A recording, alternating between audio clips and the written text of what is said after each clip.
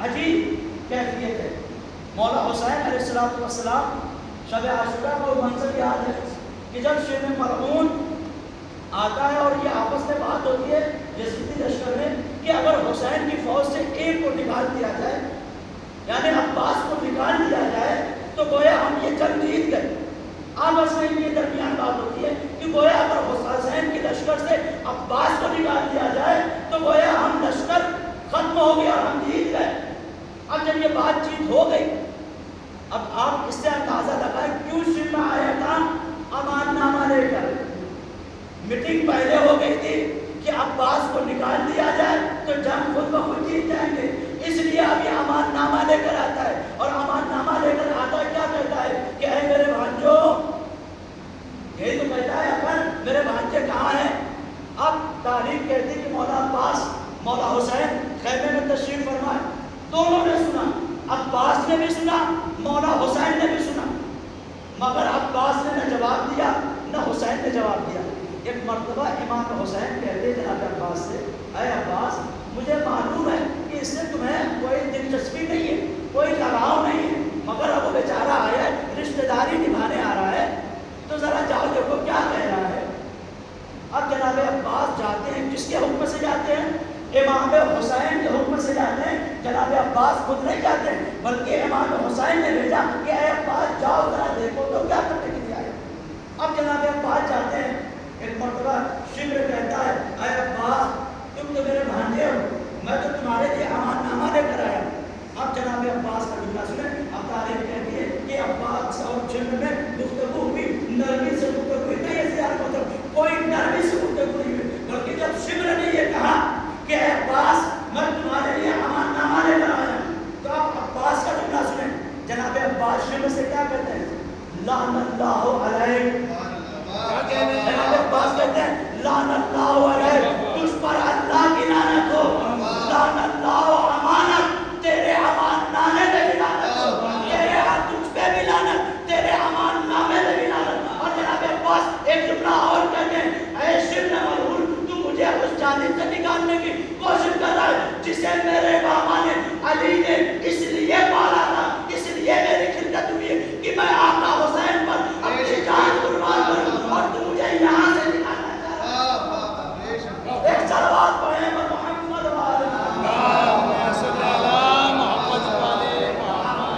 نعرہ حیدری, نعرہ خیبری, نعرہ سلوى.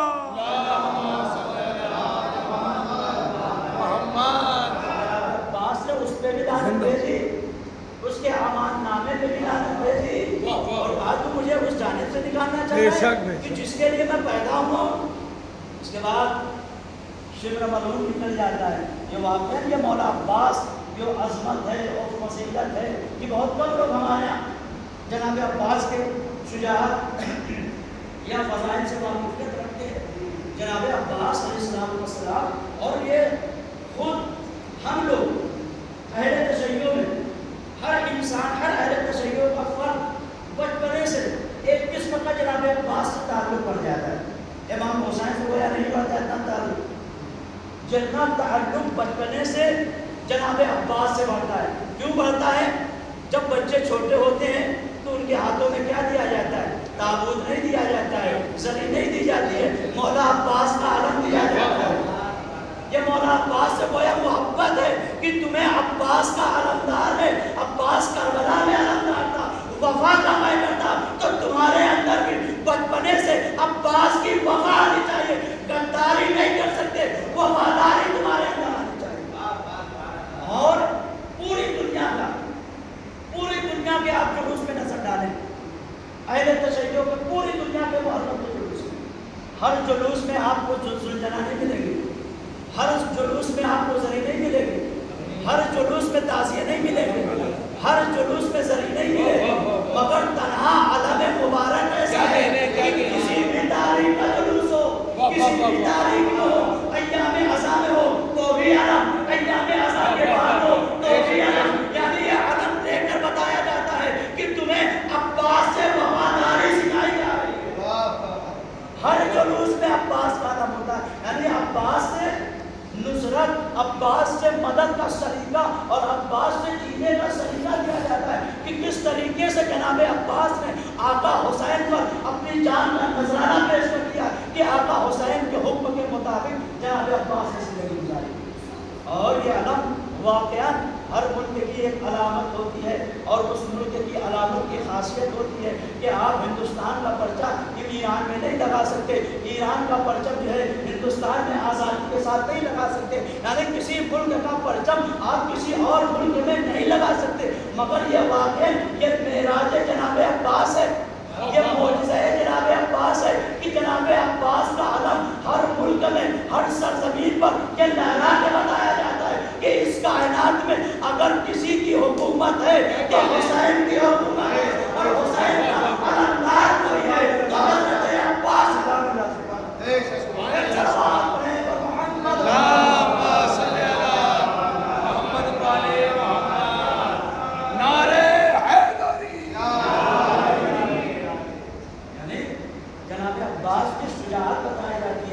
عباس سکھائی جاتی ہے, ان کا ہنر سکھایا جاتا ہے اور گویا یہ دنیا تسلیم بھی کرتی ہے کہ اگر حکومت ہے تو حسین کی حکومت ہے اور اس حکومت کا سپہ سالار ہے, کمانڈر ہے تو عباس علمدار ہے. تو اس کا پرچم کربلا میں بھی تھا, کربلا کے بعد بھی کسی کے ہاتھ میں تھا اور کربلا کے بعد ہے جو ان کے چاہنے والوں کے ہاتھوں میں ہے. کہ نشانی ہے کہ وفا عباس علیہ السلام کا سبحان اللہ. مولا عباس علیہ السلام جناب فاطمہ الزہرا سلام اللہ علیہا فرماتے ہیں ایک صلوات ہے محمد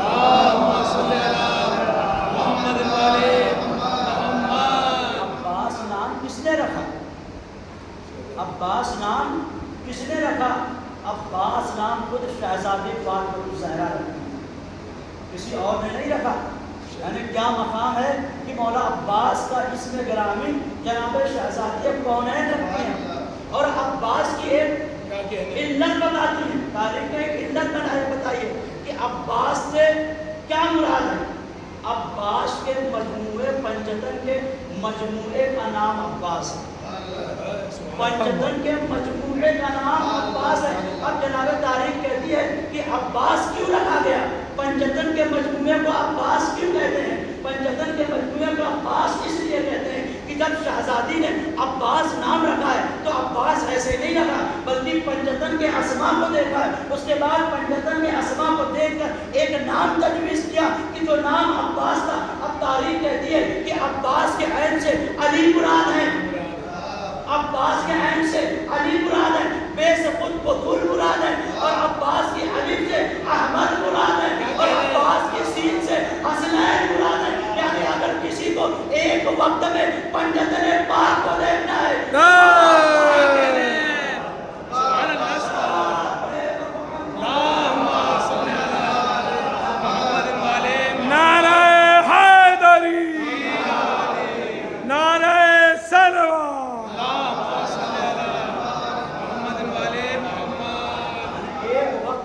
پنجتن پاک کو دیکھا تو مولا عباس کو دیکھے کہ شہزادی فرماتی ہیں میں نے پنجتن کے اسما کو دیکھ کر عباس کا نام رکھا ہے. عین سے علی, بے سے بطول, الف سے احمد, سین سے حسن حسین. اگر پنجتن کے مجموعے کو عباس کہا جاتا ہے. اور جب جناب عباس کا سن 13 سال کا تھا, جنگ صفین کا منظر یاد ہے. جنگ صفین میں کیا ہوا تھا؟ شرط رکھی گئی تھی کہ علی جنگ میں نہیں آئیں گے, ادھر سے شرط رکھ دی گئی تھی جنگ ہوگی مگر علی میدان میں نہیں آئیں گے. صرف جناب عباس کا 13 سال کا شرط رکھ دی گئی ہے کہ علی میدان میں مقابلے میں نہیں آ سکتے ہیں. اب جنگ تو ہوگی, مولا علی نے شرط بھی مان لی, ٹھیک ہم نہیں آئیں گے, ہم جنگ کے مقابلے میں نہیں آئیں گے. مگر ایک تھا جسے کا صرف 13 سال کا تھا, جس کا نام عباس تھا. تاریخ کہتی ہے کہ جب مقابلہ ہوا جناب عباس کے نقاب پر مولا کائنات چہرے پر نقاب ڈالتے ہیں اور میدان میں بھیجتے ہیں. اور جب جناب عباس میدان میں پہنچے تو اس لشکر سے الحفیظ و الامان کی آوازیں بدل. مولا کائنات کے لیے منع کیا گیا تھا کہ ہم مولا کائنات سے نہیں لڑیں گے, مولا کائنات میدان میں آئیں گے تو جنگ نہیں ہوگی. اب مولا کائنات نے مان لیا ان کی شرطوں کو, ٹھیک ہم نہیں آئیں گے, مگر اپنی جگہ کسے بھیجتے ہیں؟ 13 سال کے جناب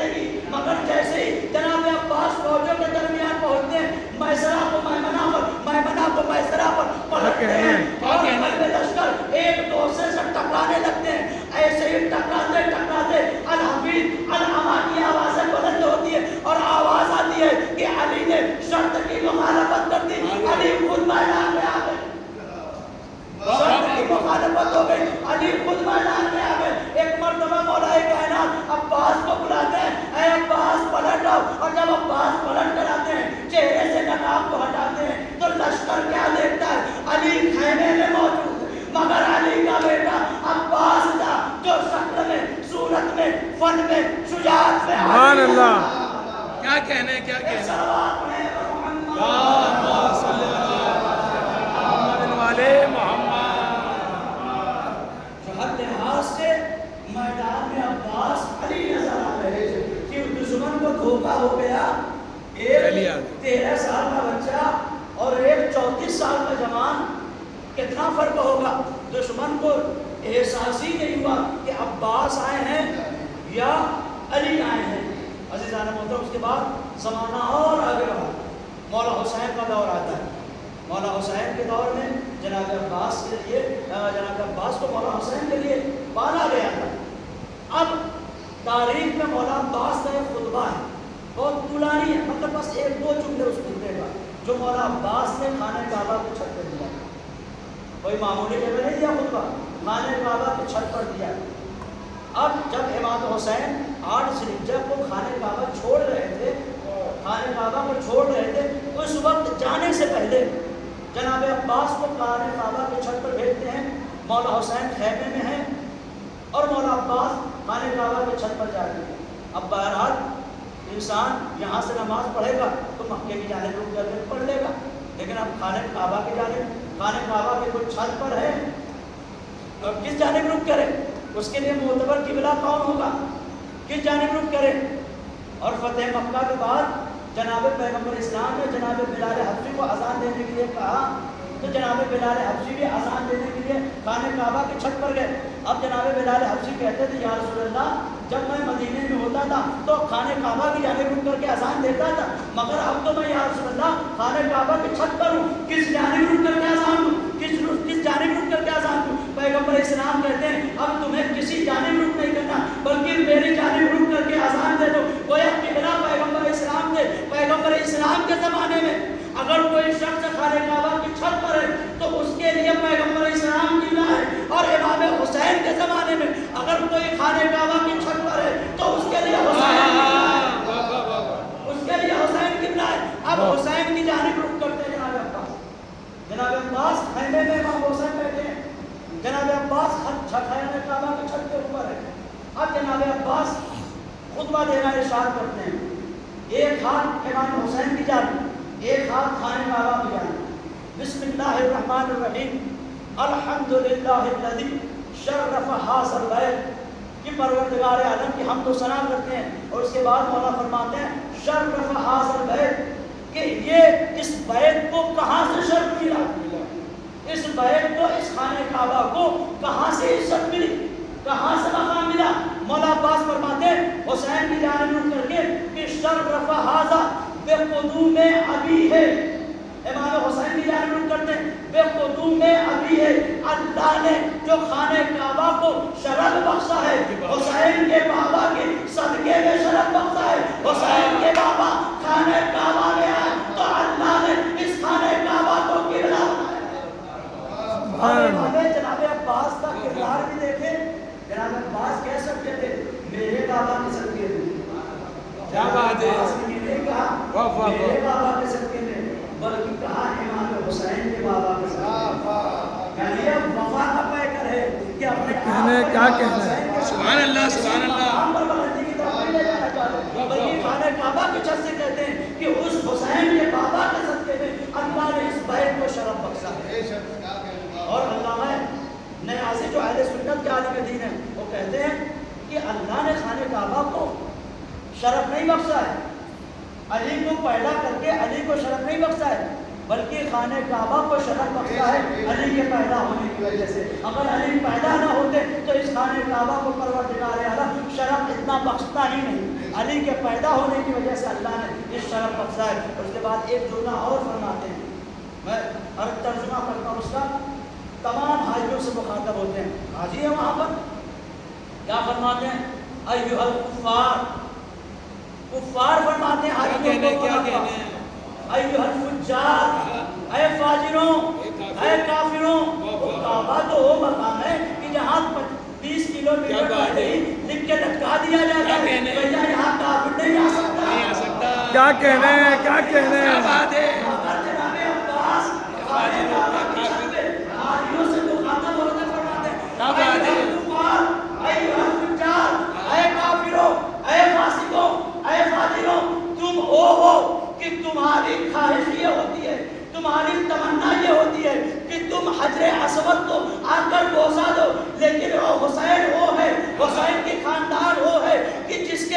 یہ حجر اسود ترستا ہے کہ میں کیسے جا کر اس قبیلے کا بوسہ دوں، میں کیسے حسین کو بوسہ دوں، میں کیسے اس خاندان کو بوسہ دوں. یعنی کائنات ترستی ہے حجر اسود کو بوسہ دینے کے لیے، حجر اسود ترستا ہے حسین کے خاندان کو بوسہ دینے کے لیے.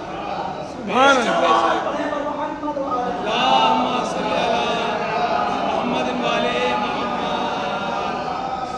اور ایک جملہ اور فرماتے مولا عباس سبحان اللہ. خطبے میں، ایھا الکفار ایھا الفجار، اے کافروں اے فاجروں.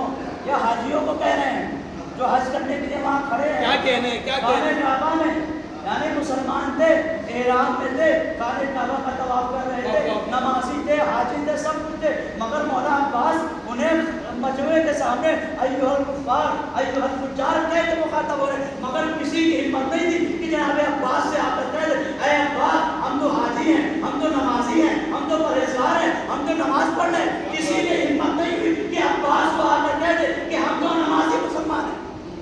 جناب عباس ایک جملہ اور فرماتے ہیں، کہتے ہیں کہ تم لوگ یہ سمجھتے ہو کہ اس حسین کے بچے، اس حسین کے خاندان کے افراد، اس حسین کے بڑے، یعنی ہم موت سے ڈر جائیں گے؟ کیونکہ یزید کے بھیجے ہوئے نمائندے بھی تو تھے وہاں پر، نمائندے بھی تو تھے اس کے. اب مولا فرماتے شاید ان کی جانب اشارہ رہا ہو. اب فرماتے کہ تم یہ سمجھتے ہو کہ ہمارے خاندان کے افراد موت سے ڈر جائیں گے. مولا عباس کہتے ہیں تم یہ سمجھتے ہو کہ ہم موت سے ڈر جائیں گے؟ ہمارے ہاں تو بچپنے میں جب بچے پیدا ہوتے ہیں تبھی وہ موت سے کھیلنا شروع کر دیتے ہیں. تبھی وہ موت سے بچپنے میں جھولے میں موت سے کھیلنا شروع کرتے ہیں. مولا امام علی علیہ السلام اجدر کا جھولے میں آ کر کلہ چیرتے ہیں، جوانے میں نہیں چیرتے ہیں. یعنی مولا فرماتے ہیں کہ ہمارے خاندان کی تو یہ بھی مثال ہے کہ اگر دنیا